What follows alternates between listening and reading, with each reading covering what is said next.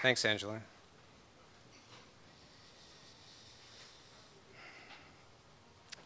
Consider a sphinx.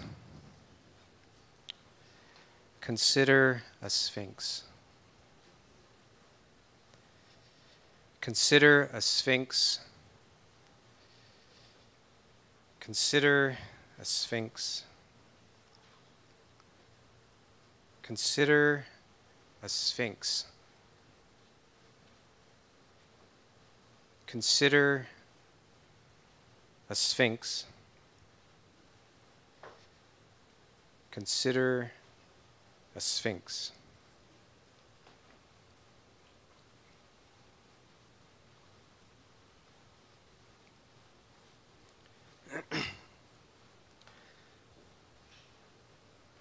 This is called Odd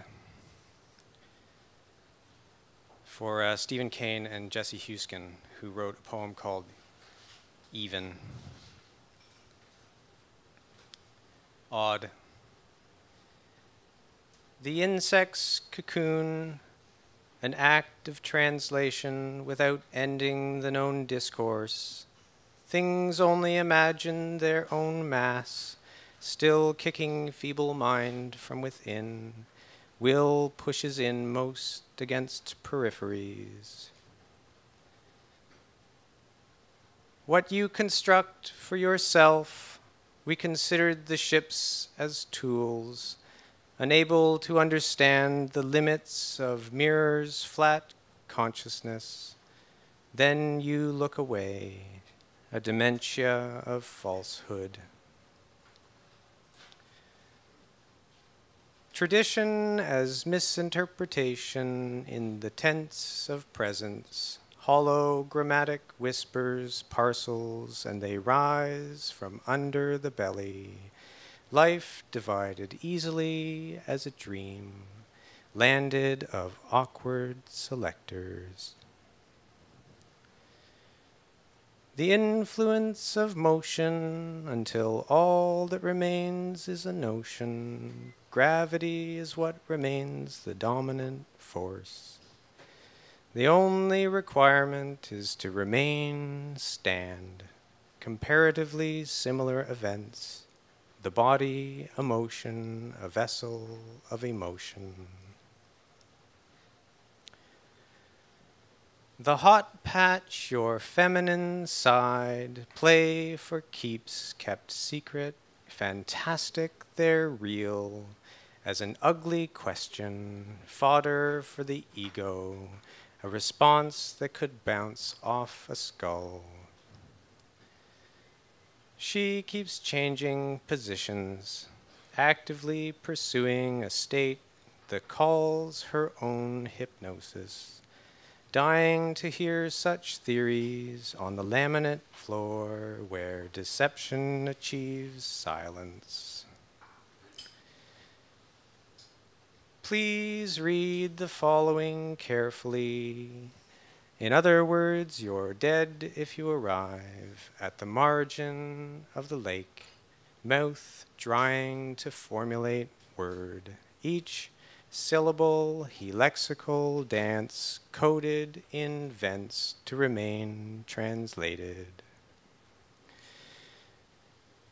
The call of species, it took trillions of years to produce a strong enough broadcast. A mammal is only one of many to the lines of their own requirements.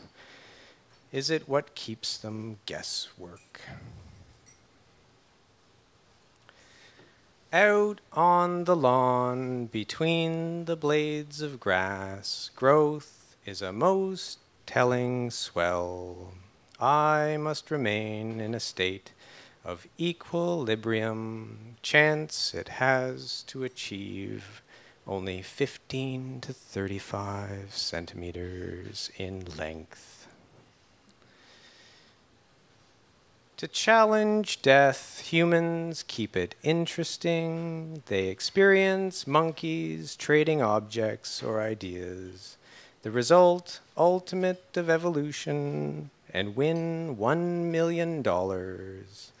praise the last one left alive. My gift to you is an I wonder who would put that in writing, settling into corners or into cracks. The only rule is the one you remember. Besides, the emblem is as an intrusion is to pierce the skin. She keeps giving birth to the joke goes something like they clip grudges against the scalp. The event will repeat unprecedented, and I will release the enclosed and read it quietly forever inside the sky.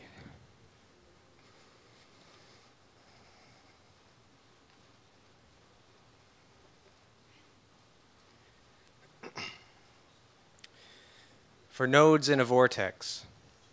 Driving from Toronto to Cambridge, the sky to the west is filled with clouds, cast in the light of the setting sun. In some vague way, I can understand why the ancients invented gods to invent us, because they are real and all around us, and they care for us with their own thoughts. That's why. It's so obvious. And as long as the sun shines and the mind is permitted to mirror the universe, it shall continue to be somewhat unfortunate to experience epiphany alone. What I mean is that there are 4 of them, vortexes: time, space, something, and something else. And occasionally they meet to open the night's eye a little wider, because one of them at least must certainly be mind-altering, though it can only take you to where you start from. Like in the morning when you wake up, and time has passed, but you are yourself again. At least it seems so, or you assume. And once again, something is a structure of human language. Isn't it always so? And isn't it elusive how time wanders so freely, yet such familiarities remain equally comforting? Somehow, I am too old and wooden to wax philosophically for long, so let's talk about the kids. Sometimes they pee everywhere. It's funny what they will and will not eat. It's funny the things that they will say and how fast they grow or slow as the case may be. Why is it so inexplicably fascinating to talk with them? Sometimes they fall and scrape their knees. Sometimes they fall from great heights and land on their heads and they scare the shit out of you. And when you run up to them and look into your face, they look into your face with terrifyingly mortal eyes and cry out, "Dad, I'm okay, really, I'm okay," and rub away the embarrassment welling up on their heads while you check them out from head to toe and learn to breathe again. They run from room to room. They shoot each other, bam, and fall down dead, and get up and slam the door on their way out. Often they are happy, and sometimes they are angry, but sometimes they are incredibly, incredibly sad for completely inexplicable and complex reasons that will only become clear once they have grown up and have had children of their own, like us. And so I feel the need to say something witty and profound about how we keep meeting ourselves in this way.